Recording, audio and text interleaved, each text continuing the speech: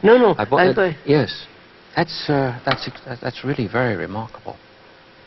You see, sir, that's why our education, our civilization, all the things about us has made our minds so mechanical, so repetitive reactions, repetitive demands, repetitive pursuits, same thing being repeated year after year, thousands of years.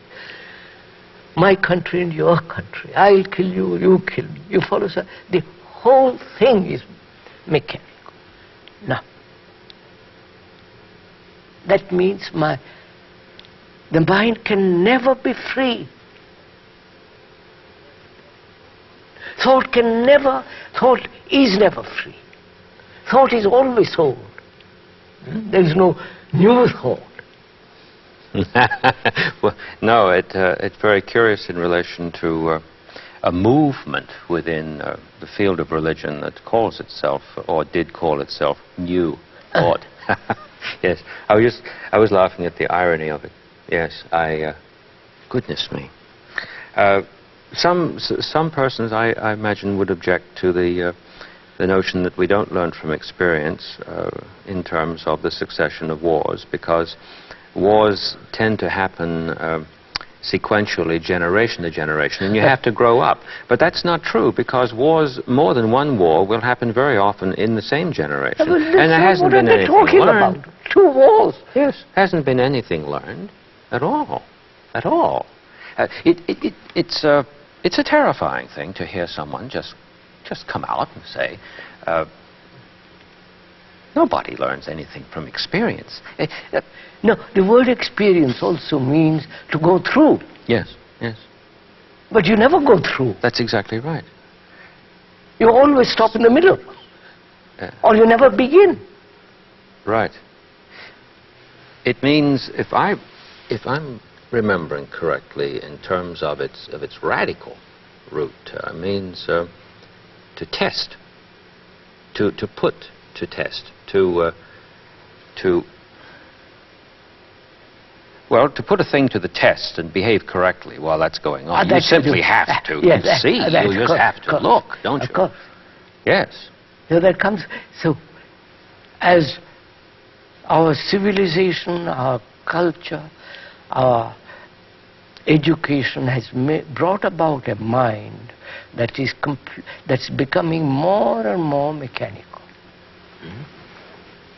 and therefore time-binding, and therefore never sense of freedom. Freedom then becomes an idea. You play around philosophically, but it's no meaning.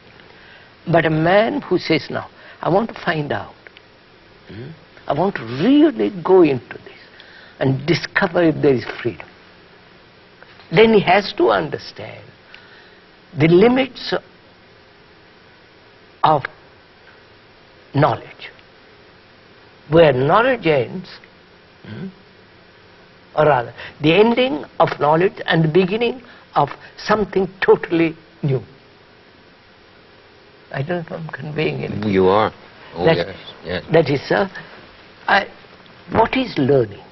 If it is not mechanical, then what is learning?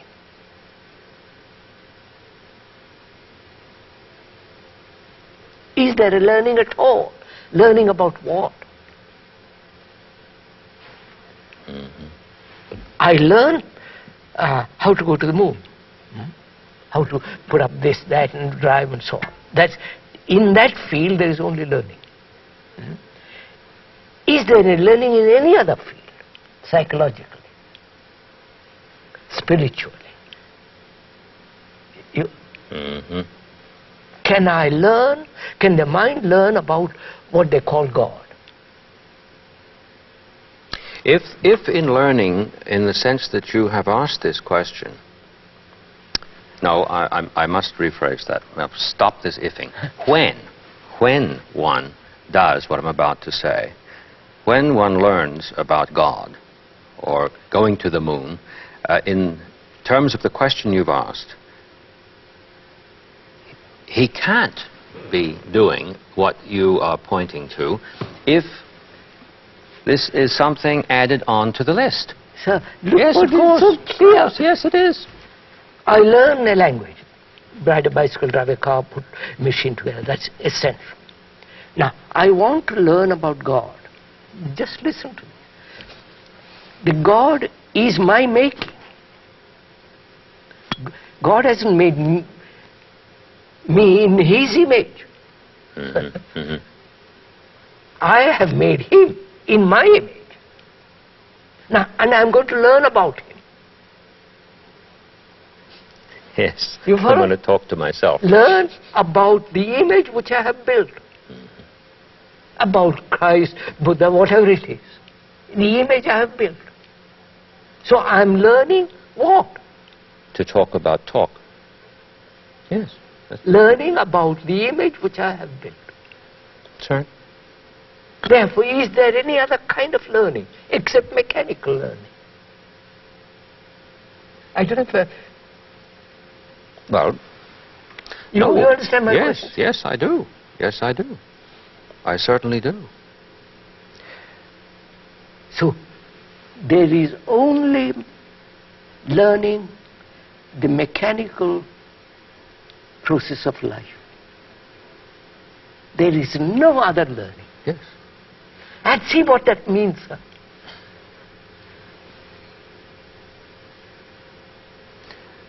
Means freedom. I can learn about myself. Myself is known. I mean, known in the sense, I may not know it, but I can know by looking at myself, I can know myself. So, the myself is the accumulated knowledge of the past. The me who says, I'm greedy, I'm envy, I'm successful, I'm frightened, I'm betrayed, I regret. All that is the me.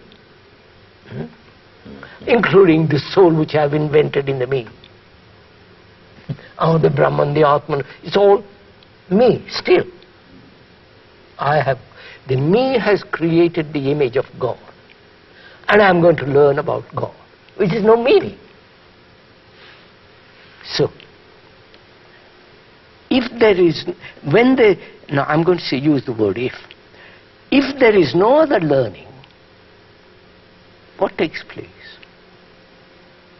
You understand? I employ, the mind is used in the acquisition of knowledge in matter. We'll put it differently. In mechanical things. And when the mind is employed there, is there any other processes of learning? Which means psychologically, inwardly. Is there? The inward is the invention of thought as opposed to the outer. I don't know. If I have understood the outer, I have understood the inner. Because the inner has created the outer. Yeah, the outer in the sense of the structure, the society, the religious sanctions, all that is invented or put together by thought. The Jesuses, the Christ, the Buddhas, all that. And what is there to learn? In listening to you, see the beauty of what's coming out of it. Yes. Goes back to your remark about Vedanta as the end of knowledge. That's what I was told. Yes.